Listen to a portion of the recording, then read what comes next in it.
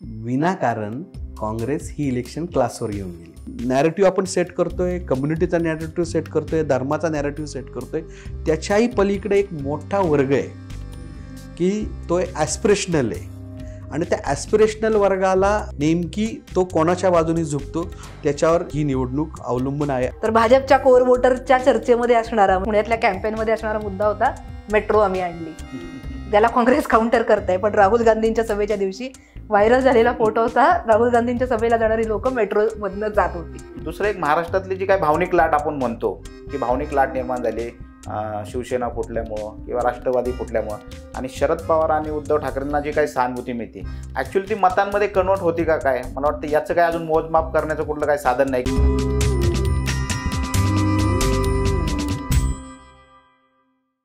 Content overload झालं, एवढं झालंय आता की बस एकदम हे झालंय. म्हणजे काय इतका कचरा तयार झालाय की म्हणजे आता काय म्हणून काय ना, लोक शॉर्ट्सवर गेली, लोक रील्सवर गेली. आम्हाला पाहिजे तेवढंच द्या, तुमचं नको आहे आम्हाला बाकीचं. हे म्हणजे आपल्याही बाबतीत लागू आहे, नेत्यांच्याही बाबतीत लागू आहे की नको आम्हाला तर लिमिटेडच पाहिजे सगळं आणि परत मला जे आवडतं तेच पाहिजे आणि सुदैवानं काय अल्गोरिदम तुम्हाला तेच देतोय. त्यामुळे ते काय मुद्देच एवढे झालेत की काय नक्की पोहोचवायचं हे सुद्धा कन्फ्युजन असेल. प्रत्येकाचं मतदारसंघ निहाय असेल किंवा प्रत्येक पक्षाचं वेगळी भूमिका आहे. म्हणजे तुम्ही हिंदू मुस्लिम पण करताय, तुम्ही बाकी स्थानिक मुद्दे पण वेगवेगळे आहेत. त्याच्यामुळे कंटेंट ओव्हरलोड झालं हे म्हणायला संधी आहे नक्की. पण यात लोकांना अजून म्हणजे राजकीय पक्ष म्हणून बघितलं ना, म्हणजे आता मी काही वेळापूर्वी धुळ्यातल्या एका माणसाशी बोलत होते, तर तो म्हटलं धुळ्यामध्ये मोदींची सभा मिळत नाहीये म्हणून लोक अस्वस्थ आहेत. सो सभा नको आहे असंही नाहीये किंवा त्यातनं मुद्दे पोहोचवायचे नाहीयेत असंही होत नाहीये, पण जे पोचतंय ते किती पोचतंय, ते मुळात किती प्रोसेस होत आहे हा प्रश्न आहे. नाही मला म्हणजे याच्यात आहे ना, म्हणजे रेस्कोरच्या मोदींच्या सभेवर पण जाणवलं की ती रेस्कोरची सभा ऐकते ना एकदम बाजूला गेलेली होती. ठीक आहे, म्हणजे तो सगळ्या ती विनाकारण का शक्ती प्रदर्शनाच्या भानगडीत पडली माहीत नाही, तर ती सभा शहरात झाली असती कदाचित असं आज वाटतंय, त्यावेळेस वाटत नव्हतं. तर सभेला उगाच आता 2 लाख पब्लिक आणा, 1 लाख पब्लिक आणा हे करण्याची काही आता आवश्यकता राहिली नाही. कारण प्राची जशी म्हणतीये तसं लोकांना लाईव्ह बघायचं आहे किंवा आपल्याला पाहिजे ते बघायचं. त्याच्यामुळं त्यांना मानणाऱ्या वर्गाला कन्व्हिनियंटली तिथं पोहोचता येईल.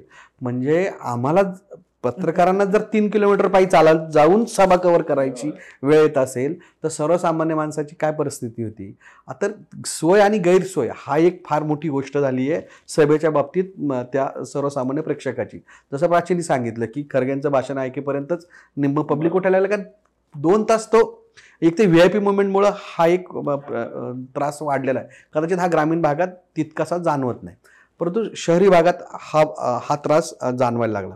पण मोदींच्या सभेत ना त्यात एक काही गोष्टी कशा जाणवल्या ना की लहान मुलं येऊन बसलेली होती आणि जाणीवपूर्वक दिसत होतं ती की लहान मुलं आणलेली होती असं नव्हतं, त्या पालकाबरोबर चल आपण मोदींना बघायला जाऊ ही एक भावना त्याच्यात होती. तो एक भाषणात रेफरन्स पण आला, हा मैंने आपने जो कुछ स्केच किया है वो मैंने देखा है, अब आप बैठ जाओ. कारण त्या पोरांना उत्सुकता होती की मोदींनी आमच्याकडे बघावं किंवा तो कॅमेराने आमचा शॉट्स घ्यावा अशी एक उत्सुकता होती. सुदैवानं हे चित्र मोदींच्या बाबतीत दिसतंय, काही प्रमाणात राहुल गांधींच्याही बाबतीत दिसतंय आणि काही प्रमाणात देवेंद्र फडणवीसांच्याही बाबतीत दिसतंय. किंवा त्यांनाही मी आता बघितलं तर अनेक ठिकाणी त्यांना फ्रेम किंवा फोटो मी त्यांच्या सोशल मीडियावर बघितलंय, ते दिलेलं आहे. आता ह्या प्रत्येकच गोष्टी सेट केलेल्या आहेत असं मला वाटत नाही. म्हणजे तर ते देवेंद्रांनी मध्ये एकदा टाकलं होतं तर कोणीतरी स्वतःच्या रक्ताने त्यांचं पेंटिंग काढून, आता एक 8-10 दिवसातली घटना आहे की हे झालं होतं. तर लोक रिस्पॉन्ड करतायत का? पण मी परत म्हणतोय की ही जी अपीजमेंट आहे किंवा तो जो आहे ना तो त्यांचा एक चाहता वर्ग आहे किंवा काय तो सेट झालेला आहे सभेला येणाराही पण. आणि म्हणूनच मला असं वाटतं की ही इलेक्शन लोकांचं ठरलंय, म्हणजे झालेलं आहे की आता फार माझं प्रामाणिक मत आहे की आता फार त्याच्यात कॅम्पेनिंग करावं ज्याचे 2-3 दिवसावर आणि फार आता राडान फार पैसे वाटून इलेक्शन लोकसभेचे तर नाहीच जिंकतायत. म्हणजे कोणाला असं म्हणजे येतं तर मला खात्री की ज्या ठिकाणी समजा लीड समजा मताधिक्यत जर 25-50 हजार 1 लाख 2 लाख जाणार असेल, मी किती मतं विकत घेणार आहेत? आणि खरंच विकत घेतलेलं मत म्हणजे पैसे दिलेलं मत त्यांनी त्यालाच मतदान केलं, याला क्रॉस चेक करायचं काय हे आहे? त्यामुळं त्यांनी ते केलंच. त्यामुळे आता मला असं वाटतं की ही जी कुठंतरी म्हणजे लोक लोकशाही वाचवा किंवा अशा प्रकारचं नॅरेटिव्ह सेट करतायत किंवा होतंय. मला कुठंतरी हे प्रेसिडेन्शियल शिफ्टकडे आपण चाललोय की काय, म्हणजे कॅम्पेनिंगचाही आता ह्या इलेक्शनला असं दिसतं चित्र. पुढच्या इलेक्शनला जसं साईज कमी होत चालला सभेतला साईज कमी होत चालला, तसं हळूहळू हे आपण प्रेसिडेन्शियल शिफ्टकडे जाऊ का. टीव्हीवर या दोघांनी डिबेट करा, विषय संपवा, आम्ही आमचं समजून घेऊ, तुम्हाला काय म्हणायचं ते. फक्त आम्हाला समजेल, त्या कम्युनिकेटर जितका चांगला तितका आम्हाला पटकन समजेल. आज तो कम्युनिकेटर भाजपचा आहे, म्हणजे मोदीचा आहे, की ते व्यवस्थित कम्युनिकेट करतात. तर हे चित्र मला असं वाटतं हे ह्या पद्धतीने दिसतंय. दुसरं जे नॅरेटिव्ह जे सेट होत आहेत ते नॅरेटिव्ह सेट होणारे अगदी जनरल कॉमन पब्लिकला किती अपील होते याच्याबद्दल मला शंका आहे. म्हणजे मी जसं बेरोजगारीच्या मुद्द्याच्या बाबत बोललो की संविधान वाचवायचंय किंवा संविधान धोक्यात आहे, तर हे नॅरेटिव्ह एक म्हटलं तर महाराष्ट्रातल्या 150 कोटी जनतेसमोर ठेवलं गेलेलं आहे.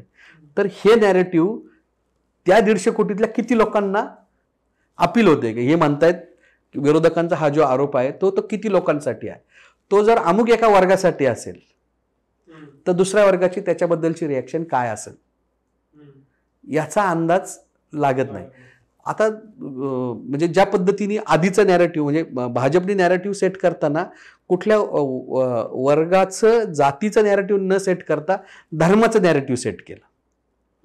काँग्रेसकडून धर्म प्लस जातीचं नॅरेटिव्ह सेट करायचा प्रयत्न या निवडणुकीत केला गेला. आता याला कसा रिॲक्ट करतोय म्हणजे प्रत्येक जण, तर त्याचा एक अंदाज नीट लागत नाही. म्हणजे मला अगदी वेगवेगळे म्हणजे परसेप्शन वाईज आहे की मराठा क्रांती मोर्चा निघाले, तर मराठा क्रांती मोर्चा निघताना त्याची कारणं काय होती. म्हणजे जी काही पत्र दिली गेलेली होती कलेक्टरांना किंवा जे काही मागणी केली होती, ती मागणी आरक्षण वगळता आत्ताच्या नॅरेटिव्हमध्ये, म्हणजे आत्ताचं जे काही जरांगे पाटलांचं जे काही आंदोलन आहे त्याच्यात त्या मागण्यांपैकी फक्त आणि फक्त आरक्षण एवढीच मागणी इकडे राहिलेली, दुसरी मागणी नाही आहे. तर त्याच्याकडं बाकीचा समाज कसा बघतोय, तर याचं उत्तर आहे ना, याचं उत्तर हे 4 जूनलाच अपेक्षित आहे. म्हणजे त्याच्यावर आत्ता आपण जाहीररित्या काही बोलावं किंवा हे 4 जून नंतर आपण याच्यावर या मुद्द्यावर पुढे कंटिन्यू पण करू की काय वाटतंय. तर मला असं वाटतं की हे सगळं नॅरेटिव्ह आपण सेट करतोय, कम्युनिटीचा नॅरेटिव्ह सेट करतोय, धर्माचा नॅरेटिव्ह सेट करतोय, त्याच्याही पलीकडे एक मोठा वर्ग आहे की तो ॲस्पिरेशनल आहे. आणि त्या ॲस्पिरेशनल वर्गाला नेमकी तो कोणाच्या बाजूने झुकतो त्याच्यावर या देशाची ही निवडणूक आत्ता अवलंबून आहे असं माझं मत आहे. आणि जसं आपण लीडर चॅलेंजरची भाषा बोलतो, चॅलेंजरला कायमच टाळ्या मिळत आहेत, आजही चॅलेंजरला टाळ्या मिळत आहेत.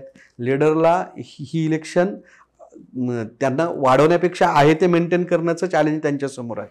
तर ह्या चॅलेंजमध्ये तुम्ही लीडर चॅलेंजर म्हणलात म्हणून मुलाखतीच्या शेवटच्या 1-2 प्रश्नांमध्ये तुम्ही कुठलंही सोशल मीडिया बघा, काही बघा, आत्ता महाराष्ट्रातले जे चॅलेंजर आहेत विशेषतः उद्धव ठाकरे आणि शरद पवार यांना रिस्पॉन्स दिसतो. म्हणजे साधा पोल टाकला असेल तर कुठल्याही सीटमध्ये 10% महायुती आणि 90% महाविकास आघाडी. पण प्रत्यक्ष तुम्ही आता आपण ओपिनियन पोल करतो, आपल्याला माहित असेल इनपुट येत राहतं, असं काय नाहीये. म्हणजे 10-90 तर नाहीये. आत्ता नंतर बघताना कळतं की सगळीकडे घसलं. मग महायुतीला येणारी एवढी मतं कुठून येतात. यातनं असा एक प्रश्न माझ्या मनात जो मला समजून घ्यायचा आहे की भाजपचा जो मतदार आहे तो आत्ता सायलेंट आहे का, की बाबा आत्ताचा ट्रेंड आहे की ह्यांनी पक्ष फोडले, आत्ता शरद पवार आणि उद्धव ठाकरे हिरो आहेत, तर आपण काय बोलायला नको, फक्त जाऊन शांतपणे मत देऊन यायचं. म्हणून दिसणारा ट्रेंड परसेप्शन मधला आणि ग्राउंडवरची मतं याच्यात फरक पडतोय का. मला वाटतं याच्यामध्ये ना, म्हणजे मी ॲज अ वोटर हा फॅक्टर, म्हणजे मगाचा प्रशांतचा जो मुद्दा होता की मी ॲज अ वोटर मी काय विचार करतोय, माझ्यासाठीचे काय मुद्दे, हाच फॅक्टर सगळ्यात महत्त्वाचा आहे. म्हणजे त्यांनी बेरोजगारीचा उल्लेख केला. बेरोजगारीच्या नरेटिव्हमध्ये सगळ्यात मोठा वर्ग कुठला आहे तर स्पर्धा परीक्षांमधला. स्पर्धा परीक्षांमधल्या त्या परीक्षेसाठी तयारी करणाऱ्या मुलांशी जर तुम्ही बोललात तर ते असं म्हणतात की विधानसभा निवडणूक हे आमच्यासाठीचं शेवट आहे आमच्या दृष्टीने, कारण वय आणि सगळे फॅक्टर्स लक्षात घेता नोकर भरती झाली तर ती आत्ताच होणार. त्यामुळे आम्ही अग्रेसिव्हली हे मुद्दे मांडतोय. आणि साहजिक मार्ग कुठला असतो तर सत्ताधारी त्यांना जेवढं केटर करणार आहे त्यापेक्षा विरोधक साहजिकच जास्त केटर करणार आहेत, त्यामुळे मग विरोधकांकडे जाण्याचा त्यांचा ट्रेंड. दुसऱ्या बाजूला हिंदू मुस्लिम किंवा रिलिजियस डिवाइड किंवा संविधानाचा मुद्दा, हे जे विरोधकांकडनं येणारे मुद्दे आहेत ते अपील होत आहेत का, तर भाजपच्या वोटरचा जो तो मुद्दा मांडलास इथे, त्यातल्या भाजपच्या काही वोटरच्या चर्चेमध्ये हा मुद्दा येताना दिसतोय. त्यांच्याकडनं इग्नोर झालाय असं नाहीये, वेगवेगळ्या प्रतिक्रिया आहेत अर्थातच, पण ज्यांच्यासाठी जो मुद्दा मांडला जातोय ना त्यांच्यापर्यंत तो पोहोचतोय, त्यांच्याकडनं तो इग्नोर होत नाहीये. म्हणजे पोलरायझेशनच्या मुद्द्यामध्ये खास करून पश्चिम महाराष्ट्रातच आपण तेव्हा बोललोही होतो की ज्यावेळेला मी पश्चिम महाराष्ट्रातल्या या पट्ट्यामध्ये फिरत होते जिथे दंगली झालेल्या होत्या, अगदी मिरज दंगल ते अलीकडची पुसे सावळीची सातारच्या घटना, तर या सगळ्या समाजामध्ये हा मुद्दा मांडला जात होता की म्हणजे अँटी बीजेपी नरेटिव्ह जे सेट होतं त्यांच्यामध्ये ते सेट व्हायला याचा फायदा होतो. आणि त्या घटना घडतायत ज्याच्यावरनं जे पोलरायझेशन होतं त्यामध्ये भाजपच्या मतदाराच्या मनामध्ये अगेन्स्ट मुस्लिम कम्युनिटी एक नरेटिव्ह सेट व्हायला. पण पुन्हा तिथे मुद्दा येतो की आणि माझ्या वैयक्तिक सर्कलमध्ये काय घडतंय, माझ्या वैयक्तिक सर्कलमध्ये हे आहे का, याचाही विचार तो माणूस करताना दिसतोय की माझा एखादा मुस्लिम मित्र आहे किंवा एखादा मुस्लिम माणूस म्हणतो माझी एखादी हिंदू मित्र मैत्रीण कोणीही आहे, तर आमच्यामधल्या रिलेशनवरती काही याचा परिणाम होतोय का, हाही विचार लोकांमध्ये होताना दिसतोय. पण नरेटिव्ह सेट केले जातात, ते पोचतायत आणि त्याचा इम्पॅक्ट दिसतो आहे, म्हणजे तो इग्नोर करून चालणार नाही, हाही एक महत्वाचा भाग आहे. आणि पुन्हा नरेटिव्हचाच मुद्दा म्हटलं तर भाजपच्या कोर वोटरच्या चर्चेमध्ये असणारा, म्हणजे सभांवरनं आपण बोलत होतो म्हणून मला हे आठवलं, त्यांच्या चर्चेमध्ये असणारा आणि यावेळेस पुण्यातल्या कॅम्पेनमध्ये असणारा मुद्दा होता मेट्रो आम्ही आणली. त्याला काँग्रेस काउंटर करताय, पण राहुल गांधींच्या सभेच्या दिवशी व्हायरल झालेला फोटो होता, राहुल गांधींच्या सभेला जाणारी लोक मेट्रो मधनं जात होती. सो असाही एक परसेप्शनचा खेळ खेळला जातोय. आणि या सगळ्यामध्ये भाजपचा म्हणून जो कोर वोटर आहे ना, तो त्यांनी ठरवलंय, दोन टोकांना ठरवलंय की मला एकतर मतदान करायचं आहे किंवा नाही करायचं आहे, मला हे आवडलेलं नाहीये. आणि त्याचं रिफ्लेक्शन या अर्थाने येत आहे की एक मोठा चंक, म्हणजे अगदी माझ्या जवळच्या लोकांचा मी पाहिलं की ज्यांना मतदान करण्यामध्ये यावेळेला रस नव्हता, ज्यांनी अक्षरशः आता 5 टप्प्यांमध्ये निवडणूक आली म्हणून त्यांना मतदान करता आलं, अदरवाईज ट्रिपची तिकीटं बुक करून टाकली होती की आता उन्हाळ्याची सुट्टी लागते आणि आपण मतदान करायचं नाहीये. आणि दुसऱ्या बाजूला जो हार्डकोर या नरेटिव्हमुळे किंवा झालेल्या घटनांमुळे किंवा मोदींचा राहिलेला जो प्रभाव आहे या सगळ्यामुळे अजूनही मला बाकी काही होऊ दे, हे सगळं होतंय हे लार्जर गुडसाठी. आणि म्हणून मला भाजपला किंवा भाजपकडनं जो पक्ष येतोय, म्हणजे दुसऱ्याच एका व्हायरल व्हिडिओची गंमत, खडकवासल्यातलाच तो व्हिडिओ होता काकांचा की कमल का फूल क्यों नाही आहे, हेही कन्फ्युजन लोकांमध्ये आहे. आणि हे फक्त कोर वोटर मधलं नाहीये, हे जेनेरिकही आहे की मी कुणाला मतदान करायचं, कारण हे यावर्षी नाही, हे 14च्या निवडणुकीतही दिसलं होतं. त्यामुळे आत्ता तो शांत आहे, पण त्यांनी ठरवलं नाहीये का, तर त्यांनी ठरवलंय की कुणाला मतदान करायचंय. नाही प्राची, तुझं म्हणणं बरोबर आहे का 14ला जो वर्ष 10 होता, म्हणजे खडकवासल्यातलेच आपण अशा अनेक किस्से ऐकलेले आहेत की ते मुलांना घेऊन जातो ना आई वडील की चला मतदानाला चाललो, म्हणजे त्याला उत्सुकता हे बॅलेट मशीन कसं आहे, कशी प्रोसेस असते, कसं असतं. तर ते आपकी बारनी प्रभावित झालेलं पोरं अनेक ठिकाणी ओरडली होती की याच्यावर कमळ नाही आहे खडकवासल्यात, तेव्हा कब्बशी होती वाटतं जानकरांची. तर ती जी 10 वर्षाची पोरं होती ना, ती आता 20 वर्षांची झाली आहेत. म्हणजे वोटर तयार करण्यास किंवा फॉलोअर तयार करण्याची जी काही प्रोसेस होती ती जी गेल्या 10 वर्षातली आहे. आणि जो ॲस्पिरेशनल मी जे म्हटलं की आपण सातत्याने बोलतोय की एवढा म्हणजे अगदी थेट बोलायचं तर एका बाजूला एवढा मोठा विरोध दिसतोय महायुतीला किंवा यांना, आणि तरी महायुती दुसरीकडून कॉन्फिडंट नजरेने किंवा कॉन्फिडंट यांनी पुढं जातीये आणि आपल्याला विरोध करते की नाही नाही तुमचं म्हणणं जे काय आहे ते काही बरोबर नाही. आज माझा भाजपच्या अनेक नेत्यांबरोबर, हा वरिष्ठ नेत्यांबरोबर झालेला डायलॉग आहे.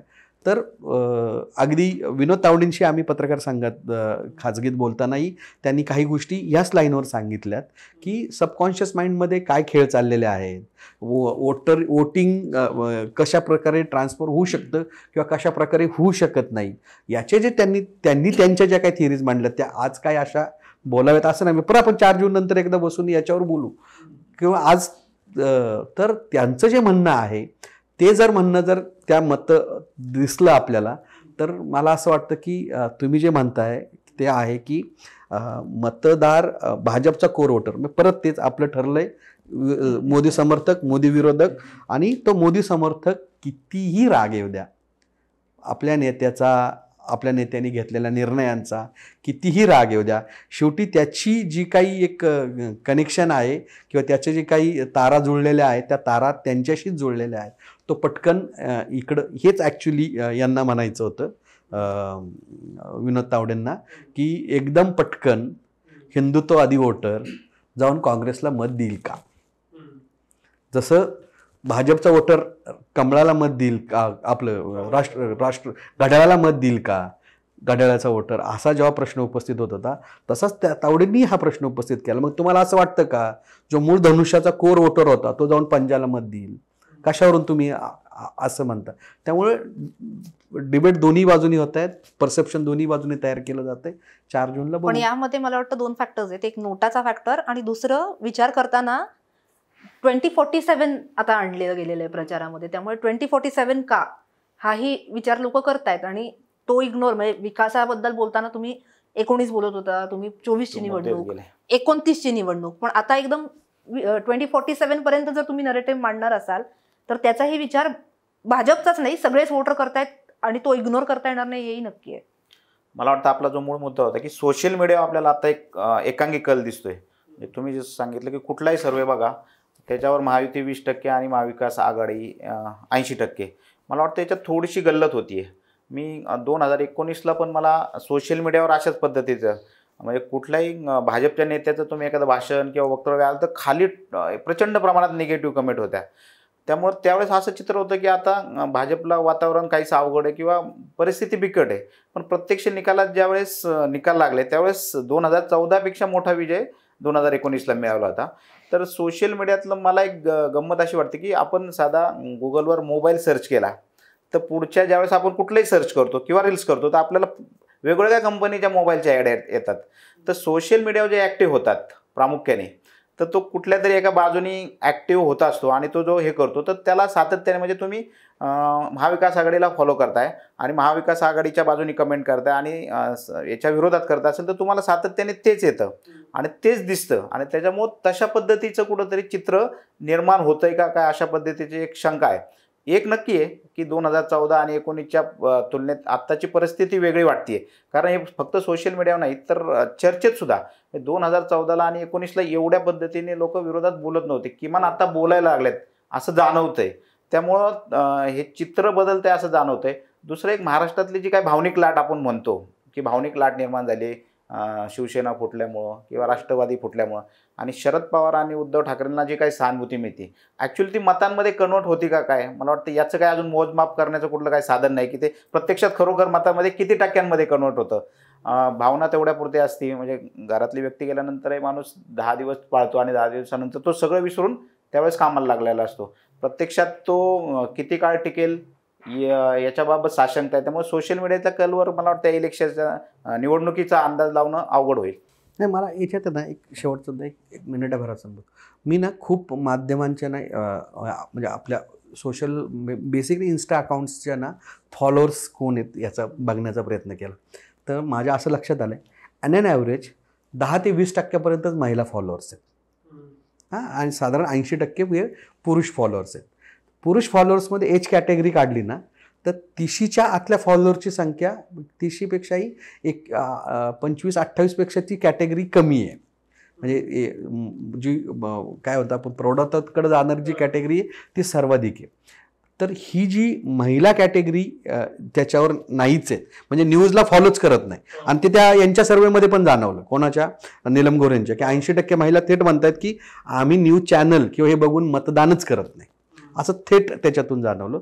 आणि ही जी दुसरी तरुणांची जी कॅटेगरी आहे, आता तुम्ही यू वोंट बिलीव्ह पुणे लोकसभेमध्ये गेल्या 7 एप्रिल ते 17 एप्रिल किंवा ह्या दीड महिन्यामध्ये जे मतदार नोंदणी झाली ना ती जवळपास 1 लाख झाली पुणे लोकसभेमध्ये. ह्या याच्यातली समजा त्याच्यातली एक 20% असं आपण धरू बाहेरचा आला, इकडून तिकडून आला, परंतु मॅक्झिमम 80% मतदार नोंदणी जी आहे ते नवमतदार आहेत. म्हणजे तो आणि गेल्या 5 वर्षात म्हणजे जसं परवा मोळांच्या कार्यालयातून जे काही सांगण्यात आलं की कोथरूडमधली 38,000 नावं गायब झाली, पण 38,000 नावं वगळली गेली पण मतदार संख्या नाही घटली.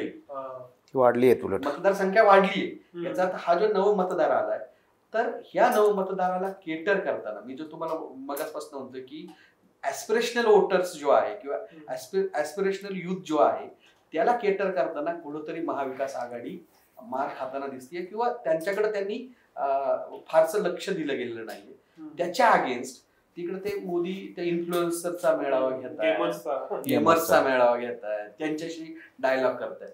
आणि तिसरा एक महत्वाचा फॅक्टर मला जो जाणवला, मी एंटरटेनमेंट बद्दल बोलतो, याचा अर्थ महिला बघतच नाहीयेत का असं नाही, महिला बघतायत म्हणजे बऱ्यापैकी. पण ते काय बघतायत, त्या सिनेमा बघतायत काय, 420 सिरियल बघतायत किंवा आणखी काय गोष्टी. तर गेल्या 10 वर्षामध्ये म्हणजे जसं 70-80च्या दशकामध्ये आपण बघितलं की पोलीस अॅट्रॉसिटीचे सिनेमे असायचे. आता पोलीस अॅट्रॉसिटीचे सिनेमे मला सांगा कोणत्या पोलिसांनी अन्याय केला असा शेवटचा सिनेमा सांगा तुम्ही मी बघितलेला. आता कायम शक्ती कपूर पोलिसाच्या वेशात असला तर तो विलनच असायचा. आता नाहीये ना ते. तर गेल्या 10-15 वर्षातले तुम्ही सिनेमा बघा, गेल्या ह्या याच्यातले सिनेमा बघा, 3 सिनेमे सलग हे फक्त एअरफोर्सवर आले. शेवटचा तो फायटर आला, म्हणजे 3 सिनेमे एअरफोर्सवर आले. तर हे काय, तो आपल्याला असं वाटतं का हे सबकॉन्शियस माइंडमध्ये गेम करत नाहीये. म्हणजे जसं आता मी क्राईम दीर्घकाळ कव्हर केलं, जसं US मध्ये 9/11चा ज्यावेळेस अटॅक झाला त्याच्यानंतर FBI किंवा तिथल्या एजन्सीजनी सगळ्या डायरेक्टर्सला तुम्हाला जो सिनेमा बनवायचा, US वर हल्ला करणारा, ज्या पद्धतीने तुम्हाला काय जी मेथड वापरायची ती मेथड वापरा, US वर हल्ला करा आणि तसे सिनेमे बनवायला लावले. ते सगळे अटॅक न्यूट्रलाइज कसे करायचे याच्या त्यांनी प्रोग्राम सेट केले. त्यानंतर मी जोपर्यंत क्राईम बघत होतो 16 पर्यंत US वर 43 अटॅक प्लॅन झाले होते किंवा एक्झिक्यूट करायचा प्रयत्न झाला आणि ते US एजन्सीजनी हाणून पाडले होते. फक्त त्याच्यामध्ये स्वतःचे हे होते, ह्या डायरेक्टर लोकांचा त्याच्यात रोल होता. ते सबकॉन्शियस माइंडमध्ये खूप चाललंय. म्हणजे खान बंधूंबद्दलचं एक नॅरेटिव्ह ह्या देशात होतं, तर गेल्या 10 वर्षातलं खान बंधूंबद्दलचं नॅरेटिव्हचं काय झालं. हे वेगवेगळ्या ह्या गोष्टी बघा. म्हणजे छत्रपती शिवरायांवरचे आधीचे सिनेमे बघा किंवा आता याच्यावर जो काही तानाजी मालुसरे यांवरचा जो काही सिनेमा आला तो बघा. हे नॅरेटिव्ह खूप गोष्टींमध्ये ऍक्ट करते आणि हे सगळं टॅकल करायला तितक्या क्षमतेने यायला पाहिजेत दोन्ही बाजूनी, सत्ताधारी विरोधक. नाहीतर हे लोकांची परसेप्शन एका दिवसात तयार होत नाही. आमचं ठरलंय किंवा ही एका दिवसात तयार होत नाही, त्याला एक प्रोसेस आहे आणि ती प्रोसेस करताना अनेक पातळ्यांमधून ती प्रोसेस जाते. पण यात लोक याचा विचार करत नाही तसं नाहीये. म्हणजे रश्मी परवेंचं उदाहरण असेल, अभिजित पाटलांचं जे झालं, शशिकांत शिंदेवरचा गुन्हा दाखल होणं, या सगळ्या गोष्टींचा विचार लोक करतायत. अर्थात ते प्रोसेस कसं कर, म्हणजे अगदी घरातलं उदाहरण मी सांगते की या सगळ्या गोष्टी पोहोचल्यानंतर येणारी माझ्या सासूची प्रतिक्रिया आणि माझ्या आईची प्रतिक्रिया या पूर्ण विरुद्ध असतात. म्हणजे दोन्ही बाजूनी परिणाम होते. माझं त्याच्याबद्दलचं मत नाहीये. म्हणजे इव्हन आता जे परसेप्शन तयार होते ना, ईडीचा गैरवापर आहे का, तर लोकांच्या मनात म्हणजे ते आवडलेलं नाहीये. मग ईडीचा गैरवापर होतं हे कोणत्याही भाजपच्या वोटरच्याही कोर वोटरला हे मान्य आहे का ईडीचा गैरवापर होतो, असं मी अजिबात म्हणत नाही की परसेप्शन तयार नाही होते. ईडीचा गैरवापर होतोय का, पण प्लीज कोणाला करतोय, याला माहिती ईडीचा गैरवापर करतोय पण तो प्लीज होतोय आणि आपचा वोटर तो. यातला पळशीकर सरांशी म्हणजे मध्ये आम्ही बोलत होतो तेव्हा त्यांनी एक मुद्दा मांडला की एक लोकांना असं असतं ना की भ्रष्टाचाराचा मुद्दा येतो ना तेव्हा लोक अझम्पशन असतं मनामध्ये की हे झालेलं खोटं ठरवू, लार्जर नंतर काय होईल ते होईल, पण आता विश्वास आहे की हे झालंय आणि म्हणूनच हे होतं. माझं म्हणणं काय की ज्यावेळेस तुझ्या काय समजा आई असू द्या किंवा सासूबाई असू द्या, ह्या दोघांची 2 मत आहे, पण ज्यावेळेस ते ह्याच मुद्द्याला गृहीत धरून ज्यावेळेस मत देतील ना त्यावेळेस ते कन्वर्ट झालंय. माझं म्हणणं आहे की ती कन्वर्ट करण्याची याला आत्ता काल अदानी अंबानी हा मुद्दा 3rd फेज मध्ये आणण्याची गरज काय. मला सोप्पा विषय बोलायचा. 3rd फेज मध्ये, 3rd आणि 4th फेज मध्ये हा बेसिकली आपला सगळा बेल्ट आहे मधला. मी यावेळेस गुजरात नाहीये, गुजरातला अदानी अंबानीचा इम्पॅक्टच नाहीये. नाही पण इम्पॅक्टच नाही. जसं आपण आता बोललो नका, तो प्लीज करणाराच मुद्दा आहे, तिथं इम्पॅक्टच नाहीये. तो आपल्याकडे तो इम्पॅक्ट करणार होता, हा आता आला का. पण असं होऊ शकत नाही की अदानी अंबानीवर शेवटी मोदींना बोलावं लागलं, असं अँगल होऊ शकत नाही. हे परसेप्शन क्रिएट होत आहे ना बाबा त्यांनी तुम्हाला एवढं, म्हणजे थोडासा मुद्दा हे करतो, प्रचार आणि याच्यात सगळी भाजपची यंत्रणा आहे. पण बघा भाजपनी आपकी बार 400 पार, तर काँग्रेसने त्याला काउंटर केलं की तुम्ही 400 पार करताय म्हणजे तुम्हाला संविधान बदलायचे. यांना संविधान बदलणार नाही हे सांगता फेस आलाय. आणि त्याच्यानंतर राहुल गांधींनी सातत्याने, म्हणजे जेव्हापासून राहुल गांधींनी ती कमांड हातात घेतली गेल्या 3-4 वर्षात, तेव्हापासून सातत्याने अडाणी अंबानीवर धो धुतलेलं आहे त्यांना. आणि आता निवडणुकीच्या टप्प्यात शेवटी तुम्हाला उत्तर द्यावं लागतंय. बरं, तुम्ही उत्तर काय दिलंय की तुम्हाला काळा पैसा टेम्पोने जातोय का? त्याला राहुल गांधींनी ट्विट काय केलं, तुमच्या काही यंत्रणा आहे हे कुठंतरी तुम्ही कोंडीत सापडताय का नाही, की मग 10 वर्षात काळ्या पैशाचं काय केलं तुम्ही? त्याच मुद्द्यावर तुम्ही सत्तेत आले होते. म्हणजे मला वाटतं कुठंतरी काँग्रेसने भाजपची कोंडी केली आहे. प्रत्येक याच्यावर तुम्हाला उत्तर द्यावं लागतं. मी तुम्हाला सांगतो, अपेक्षित कसं असतं ना, कोण कोणाच्या ग्राउंडवर खेळायला जातं.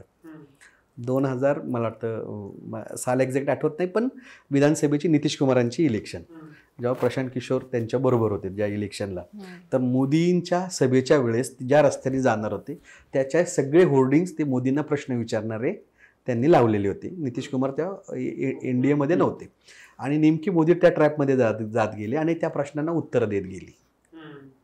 समजून घ्या. बरोबर. मी हे अजिबात नथिंग पर्सनल.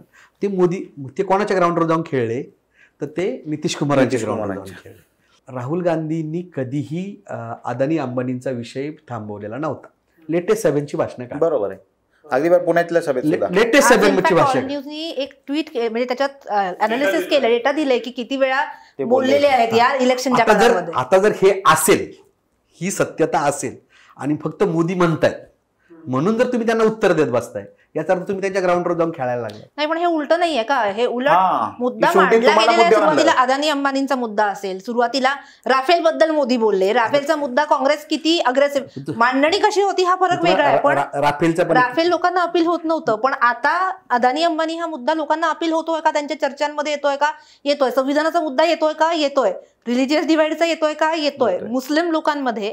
पण यात एक फॅक्टर आणखीन ऍड करते की हे सगळं जरी आपण म्हणत असलो ना, तरी सुद्धा वोट डिवाइड हाही फॅक्टर खूप क्रुशियल. म्हणजे जसं आपण मगाशी औरंगाबाद बद्दल बोलत होतो, तिथे वंचित आणि दलित मुस्लिम वोट कन्सॉलिडेशन झालं म्हणून निकालांमध्ये फरक पडला. यावेळेस तेही इक्वेशन्स बदलले आहेत. म्हणजे आपण प्रमुख पक्षांचा विचार करताना स्थानिक या लोकांना इग्नोर करून चालणार नाही की हे एकमेकांविरोधात लढतायत. पुण्यामध्ये MIMनी उमेदवार दिलाय, तो मुस्लिम वोट कुणाचे घेणार? वसंत मोरेंसारखा वंचितचा उमेदवार आहे. औरंगाबादमध्ये दिलेले उमेदवार दोघंही इम्तियाज जलील आहेत आणि तिकडे वंचितचा पण उमेदवार आहे. त्यामुळे त्यांच्यामुळे होणारं वोट डिवाइड हे या नरेटिव्ह मध्ये कुठल्या दिशेने जाते तेही महत्वाचं ठरेल. एक्झॅक्ट हेच आहे की मी सांगायचा प्रयत्न हाच करतोय का विनाकारण काँग्रेस ही इलेक्शन क्लासवर घेऊन गेली. येस, समजून घ्या. त्रास प्रत्येक घराला होत असेल तर तो सगळ्यांना त्याच्या पद्धतीने व्हायला पाहिजे ना. तर ती चित्र असं आहे की एक वर्ग विनाकारण तो भाजपच्या दारात ढकलून द्यायचा, म्हणजे आपण आपल्या हाताने ढकलायचा, आणि एक वर्ग थांबून ठेवायचा. आता जर असं झालं ना तर ती इलेक्शन नाही होत, असं माझं मत आहे. तर हे सगळं करताना मी हे मुद्दाम पहिल्यांदा म्हणतो की संविधानाचा विषय आला तर संविधानाचा विषय नेमकी तुम्हाला काय अपील होतं, मला काय अपील होतं, आणखी तिसऱ्याला काय अपील होतं, हे प्रामाणिक भावना आपण एकमेकांशी बोलल्या पाहिजे आणि व्यक्त केल्या प्रामाणिकपणे. मग त्याचं कम्पॅरिझन कळू शकतं का आपल्याला तो विषय कितपत हिट झाला आणि तो कुठं हिट झाला. आता जसं आपण बोलतोय की सोशल मीडियावर लोक व्यक्त होत आहेत किंवा भावना हे होतात, इलेक्शन कट टू कटला येईल, याच्यापेक्षा फार काही होऊ शकत नाही. परंतु ज्या पद्धतीने मोदींचे उमेदवार 3-3 लाखांनी निवडून येत होते, नाही तर मग माझं तर असं, म्हणजे मी अनेकदा ह्या खाजगी डिबेटमध्ये पण मी बोललोय की सोशल विजडम, सामाजिक शहाणपण, लोकांचं शहाणपण, एक तर लोक आत्ताही पण 42 जागा महाविकास आघाडीला देतील, समजून घ्या. जशा भाजपला 42 दिल्या ना, आहे ना हे सगळं वातावरण, आपण 42 महाविकास आघाडीला देऊ. आणि होऊ शकतं, म्हणजे आजच्या जमान्यात न होण्याचं काही असं काही कारण नाही, कारण 42 दिलेले आहेत. यापूर्वी समजा 14च्या आधी बोललं असतं, 19च्या आधी बोललं असतं तर कदाचित हे हायपोथेटिकल वाटलं असतं. मग असं असेल ना तर असं तरी व्हायला पाहिजे. मग असं का नाही होत? मला खरं तर तुम्हाला सगळ्यांना सोडायचं आहे, कारण भर इलेक्शन मध्ये तुम्ही 1 तास दिलाय तरी सुद्धा हा क्लासचा मुद्दा निघाला म्हणून हे वेगवेगळ्या सर्वेतनं क्लिअर कट दिसतंय की ही इलेक्शन क्लासवर नेण्यात आले. गरीब दलित प्लस मुस्लिम हे काँग्रेसला बळ देतील असं काँग्रेसला वाटतं, तर म्हणजे सवर्ण ओबीसी आणि मध्यम वर्गाच्या अबो ही लोक भाजप बरोबर राहतील असं भाजपला वाटतं. हे खरंच असं झालं तर जसं जो प्रशांत सरांनी मुद्दा मांडला की हे इलेक्शन एका बाजूने येणार नाहीये, त्याच्याबद्दल तुमचं काय मत आहे? दुसरा मुद्दा असा की याच्यात हा जो लाभार्थी प्रकार आहे की जो सर्जिकल स्ट्राईकचा भाग आहे की कदाचित वस्त्यांमध्ये आपल्याला वाटतं की पुण्यात 40% वस्त्यात आणि ते 40% मतदान काँग्रेसला जाईल, पण त्यातले 5-7% लाभार्थी आहेत आणि ते हळूच गुपचूप जाऊन कदाचित कमळ दाबून येणार आहे. तर तिथं नरेंद्र मोदींनी पिक्युलरली स्वतःच्या नावावर केलेले डायरेक्ट बेनिफिट ट्रान्सफर ह्या गोष्टींकडे कसं बघतं? थोडक्यात उत्तर आणि मग शेवटचा प्रश्न. डीबीटीचा मी परत सांगू ना की मतदार हा प्रचंड स्वार्थी आहे. म्हणजे त्याच्यामुळं लाभार्थी किती भाजप बरोबर जातील याच्याबद्दल मला शंका आहे, टू बी फ्रँक. की स्वार्थी कसा मी तुम्हाला सांगतो की आपलं हे ऑफिस आहे ना, याच्या जवळच एक राष्ट्रवादी काँग्रेसचे नेते, त्यांचा प्रभाग होता, ते महापालिकेच्या निवडणुकीत पराभूत झाले. त्यांच्याकडं त्यांच्या परिसरातली एक तरुणी होती, मतदार तरुणी होती, आणि तिला काहीतरी एक गंभीर आजार होता. तर तिला इंजेक्शनची आवश्यकता होती आणि 5 इंजेक्शन तिला टप्प्याटप्प्याने दर महिन्याला एक असं लागणार होतं. आणि त्या इंजेक्शनची पर मंथ कॉस्ट होती 50,000 रुपये. असे 2.5 लाख रुपये त्यांनी तिला त्या 5 महिन्यात दिले. एक्झॅक्ट त्यावेळेस ज्यावेळेस महापालिकेची निवडणूक, ती बरोबर त्यांच्या विरोधकांच्या बूथवर मतदार स्लिप वाटत होती. आता तिच्या इतके ती पण लाभार्थी होती का? तर लाभार्थी होती या केसमध्ये आपण बघू. तर मतदार स्वार्थी आहे, म्हणजे टू बी फ्रँक. तर मोदींनी दिलेला समजा काय लाभार्थी आहे, पण त्याला जर संविधानाचा मुद्दा जास्त मोठा वाटत असेल तर तो मोदींबरोबर नाही जाणार, असं माझं एक मत आहे. किंवा आजूबाजूचा त्याच्यावर काय इम्पॅक्ट करतो त्याच्यावर तो ठरवेल. परंतु वस्ती विभाग म्हणजे 100% हे महाविकास आघाडीलाच गेलं असं मानायचं काही कारण नाही. त्याचं कारण असं की संविधानाचा मुद्दा तुम्ही परत समजा SCवर इम्पॅक्ट करणार असेल तर SCतल्या सब कॅटेगरीज बघा, त्यातल्या एका मोठ्या कॅटेगरीजला तो अपील करतोय का? करतोय. पण ज्या बाकीच्या कॅटेगरी आहेत त्यांना किती अपील करणारा मुद्दा आहे हेही आपल्याला बघायला लागेल. म्हणजे असं नाही होणार की 80-20% झालंय, 60-40 होईल, 65-35 होईल, पण नॉट मोर दॅन दॅट, असं माझं मत आहे. मला वाटतं ह्या काँग्रेसला जे अपेक्षित होतं ते जवळपास मोठ्या प्रमाणात त्यांनी हे केलेलं आहे. म्हणजे दलित असेल किंवा मुस्लिम असेल, त्यांचं एक गठ्ठा हे करण्यात, एक गठ्ठा म्हणजे 100% म्हणता येणार नाही, पण काही प्रमाणात त्यांनी ते मोठ्या प्रमाणात यश मिळवले. काही प्रमाणात म्हणण्यापेक्षा आता पुण्यातलं एक साधारण उदाहरण घेऊ आपण की पुण्यात MIMचा उमेदवार उभा आहे, वंचितचा पण उमेदवार उभा आहे, पण ज्यावेळेस आपण वस्ती असेल किंवा जो दलित वर्ग जिथं प्रामुख्याने असतो अशावर ठिकाणी गेलो तर हे जाणवते की तो वर्ग आता एक गठ्ठा झाला किंवा त्याला हे कुठंतरी हे होतं की आपल्या मतांचं विभाजन होऊ नये याच्यासाठी काळजी घेतली जाते. म्हणजे प्रामुख्याने मुस्लिम वर्गांमध्ये तिथले जे त्यांचे प्रमुख लोक असतात, मौलवी असतात, ते आता बाहेर पडत आहेत, ते आता सभा घेत आहेत आणि ते मेळावे घेऊन सांगतायत की आपल्या मतांचं विभाजन करायचं नाही, आपल्याला काँग्रेस बरोबर जायचं आहे, हे आवर्जून सांगतायत. म्हणजे यांना काँग्रेसला जे अपेक्षित होतं ते झालंय, एक गठ्ठा किंवा बहुसंख्य त्यांच्या बाजूने जात आहेत. संविधानाच्या मुद्द्यावर कुठंतरी एक भीती दलित वर्गामध्ये निर्माण झालेली की अरे खरोखर हे 400 पार झाले तर आपलं संविधान मोडीत काढलं जाते किंवा संविधान संपवतील. आपल्याला माहिती आहे की ह्या निवडणुकीत प्रचार खोटा खूप झाला, म्हणजे ज्या शक्यच नाही ज्या गोष्टी त्या या निवडणुकीत हे गेलं. संविधान संपवणार कोणाला शक्य आहे का? तर नाहीये, पण ते हे गेलं. दुसऱ्या बाजूने हा मुद्दा आणला गेला की मुस्लिमांचं आरक्षण ओबीसीमध्ये तेही शक्य नाही, किंवा 370चा जो मुद्दा आहे जो काँग्रेसच्या जाहीरनाम्यात नव्हताच की परत ते हे करणार, पण खोट्या पद्धतीचा प्रचार झाला. पण त्याचे परिणाम निश्चितपणे काही प्रमाणात नाही मोठ्या प्रमाणात झालेले आहे. दुसरा एक मुद्दा होता की लाभार्थींचा. प्रशांतने जे उदाहरण दिलं ते अनेक ठिकाणी जाणवतं. प्रामुख्याने 100% नाही, पण भाजपने ज्यांना लाभ दिलेत त्यांना त्यांच्यापर्यंत चांगल्या पद्धतीने पोहोचण्याचा प्रयत्न केला आहे. प्रामुख्याने पंतप्रधान आवास योजनेत ज्यांना घरं किंवा ज्यांनी फायदा घेतला त्यांच्यापर्यंत मोदींच्या हस्ताक्षराचं म्हणजे डिजिटल हस्ताक्षराची पत्र गेली, कुठंतरी त्याचं अटॅचमेंट करण्याचा प्रयत्न केला. काही प्रमाणात त्याचाही फायदा निश्चितपणे होऊ शकतो. मला वाटतं दुसरं एक आपण दोन पद्धतीत हे केलं की वस्ती पातळी आणि एक मध्यमवर्गीय किंवा उच्च मध्यमवर्गीय, त्याच्यात महाराष्ट्रासारख्या ठिकाणी किंवा पुण्यासारख्या ठिकाणी एक प्रामुख्याने जो फरक जाणवतो किंवा दिसतो की तिथला जो वर्ग आलेला आहे तो आपलं पुणे एक IT ची ओळख निर्माण झालेली आहे आणि तो वर्ग बाहेरून बऱ्या प्रमाणात इथं स्थलांतरित झालेला आहे. तर तो कुठंतरी महायुतीच्या बाजूनी सातत्याने राहिलेला आहे आजपर्यंत तरी, आणि त्याचा फायदा या निवडणुकीतही महायुतीला होईल. पुण्यासारख्या शहरात हा वर्ग मोठ्या प्रमाणात आलेला आहे. पहिली पुण्याची निवडणूक गावकी भावकीवर होती, आता ती राहिलेली नाही. तो परिणाम निश्चितपणे या निवडणुकीत जाणवतोय.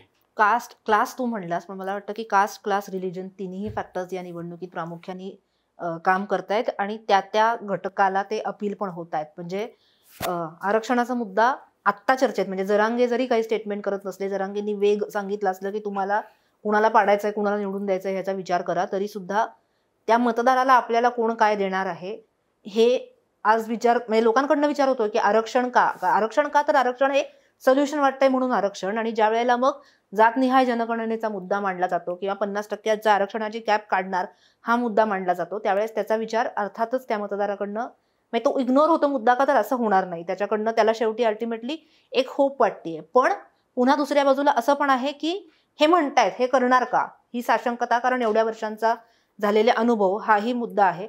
आणि त्यामुळे आणि क्लास म्हटलं तर आपण गृहीतकं सगळ्याच पक्षांनी मांडलेली आहेत, पण ती गृहीतकं काही प्रमाणात मोडून पडतानाही दिसत आहेत.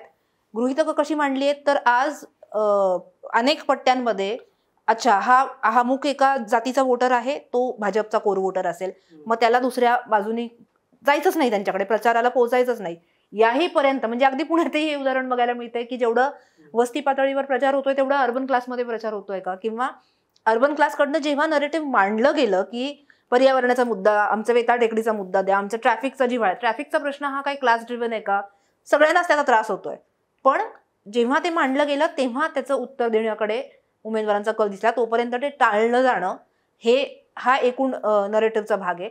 दुसरं, लाभार्थ्यांचा विचार मी हा डेटा म्हणून करते की आज एक कन्सॉलिडेटेड डेटा तयार आहे की ह्या लोकांपर्यंत आपल्याला सहज पोहोचता येणार आहे.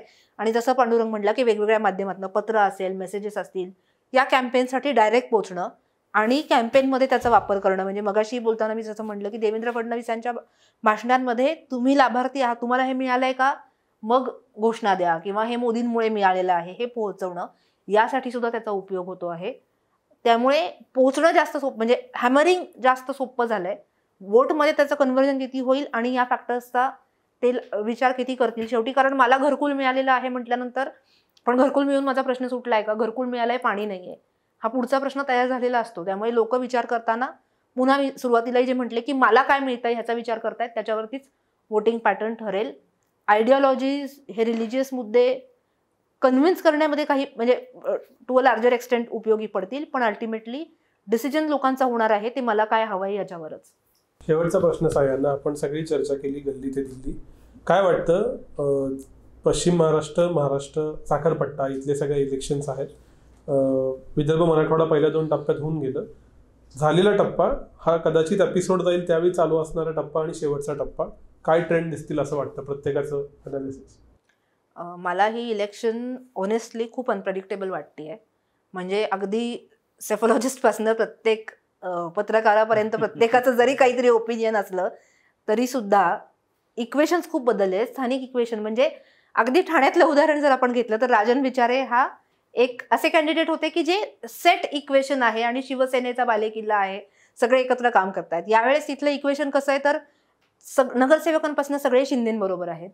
शिंदे, नरेश म्हस्केंसारखा कॅन्डिडेट जो जेव्हा जाहीर झाला तेव्हा वीक कॅन्डिडेट समजला जात होता, किंवा अशाही पद्धतीने चर्चा झाली की अरे मग एवढा वेळ का लावला शिंदेंनी, जर म्हस्केंनाच कॅन्डिडेटचं द्यायचं होतं का. पण म्हस्केंचं पारडं आज जड आहे असं म्हणलं तर चुकीचं ठरणार नाही, कारण ग्राउंडवरती काम करणारी यंत्रणा ही शिंदेच्या बाजूनी आहे. म्हस्केन आणि ती म्हस्केंसाठी पर्यायाने काम करणार आहे. आणि तो वोटर बेस स्थानिक पातळीवर कसा तयार झालाय हाही, म्हणजे तो कुणाला अपील करतोय. म्हणजे अगदी ठाण्यातली माझी मैत्रीण आहे, तिला मी ती डान्सर कम्युनिटी बद्दल सांगत होती की डान्सर कम्युनिटीला आज शिंदेंनी बांधून घेतलेलं आहे आणि म्हणून पर्यायाने ती त्यांच्याकडे वळणारी आहे. मुंबईमध्ये काही फुलटॉस पण आपले नेते देत आहेत. वडेट्टीवारांचं स्टेटमेंट हा एक त्यातला फॅक्टर की जी निवडणूक एका दिशेने झुकतीये असं वाटायला लागलं होतं, तिथे आता म्हणजे लढतीमध्ये येणं, कॉम्पिटिशन निर्माण होणं, हे सगळीकडे होत आहे. डिव्हिजनचा फॅक्टर आहे, स्थानिक लोक कसे काम करतायत. म्हणजे अगदी खानदेशाच्या पट्ट्यामध्ये काही नेते शिंदेसोबत आहेत, पण ते आज काम करत नाहीयेत, कारण त्यांना त्यांची विधानसभेची इक्वेशन्स महत्वाची वाटतात. आणि त्या पट्ट्यामध्ये जर आपण आत्ता या नरेटिव्हवर काम केलं तर कदाचित तेव्हा फटका बसेल असं एकूण त्यांचा समज आहे. त्यामुळे किंवा नंदुरबारच्या ठिकाणी भ्रष्टाचाराचा मुद्दा आणला जातो आहे, इन्कम्बन्सीचा मुद्दा तिथे आहे, नौखा उमेदवार दिला गेलाय. म्हणजे असं नाहीये त्या पट्ट्यामध्ये की खूप सेट असलेल्या 2 लोकांमधली लढत आहे. नौखा म्हणजे त्या अर्थाने जरी राजकारणातलं कुटुंब असलं तरी त्या अर्थाने नौखा उमेदवार आहे, तरी सुद्धा ती फाईट आहे. आणि त्यामुळे मला ही खूप अनप्रेडिक्टेबल आणि खूप त्या ठिकाणच्या इक्वेशन्सवरती निकाल लागतील अशा पद्धतीची वाटते. मी सुरुवातीला म्हटल्याप्रमाणेच मला ही निवडणूक सुरुवातीच्या टप्प्यात फार एकतर्फी होती. एकतर्फी म्हणण्यापेक्षा महायुतीला सोपी होती आणि महाविकास आघाडीला तुलनेने अवघड होती. पण जसा जसा या निवडणुकीचा टप्पे वाढत गेले तर ही निवडणूक अत्यंत चुरशीची बनली आहे. म्हणजे आपण अशा अपवादात्मक जागा आहेत की ज्या सांगू शकतो की गॅरंटेड ह्या ठिकाणी हे उमेदवार निवडून येतील. इथे जाहीरपणे सांगणं मला वाटतं ते चुकीचं होईल. पण आता अशी परिस्थिती झाली की तुम्ही सांगू शकत नाही काही जागा की इथं हा अमुक्या पक्षाचा उमेदवार निवडून येईल. आणि त्यातल्या त्यात 10-15 जागा अशा इतक्या चुरशीच्या की त्या कुठल्या पारड्यात झुकतील याच्यावर महाराष्ट्राचं चित्र अवलंबून राहील. म्हणजे आता तरी दोन्ही पक्षांना किंवा दोन्ही जे महाविकास आघाडी महायुती यांना समान संधी आहे असं म्हटलं तर वावगं ठरू नये. पण त्या 10-15 जागा ज्या फार चुरशीच्या आहेत त्या फार निर्णायक ठरतील आणि त्याच्यावर महाराष्ट्रातला किंग कोण किंवा किंग मेकर कोण हे ठरेल. अर्बन सेमी अर्बनमध्ये माहितीचा इम्पॅक्ट जाणवतो, म्हणजे तो दिसतोच येतो.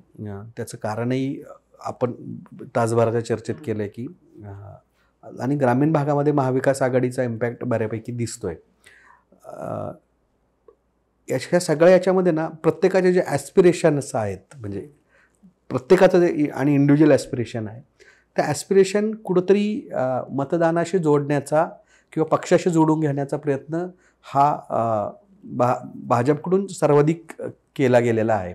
आणि त्यामुळं ह्या अर्बनमध्ये त्यांचा इम्पॅक्ट जाणवायचं खरं कारण मला असं वाटतं की ते आहे. म्हणजे मग कोणाचं काही ॲस्पिरेशन असू दे, मला फॉरेनला जायचं आहे, मला पासपोर्ट लवकर मिळाला पाहिजे किंवा मला फॉरेनमध्ये सन्मान मिळाला पाहिजे, त्या देशाने माझी अवहेलना करू नये, वेगवेगळ्या मुद्द्यांवर हे आहे.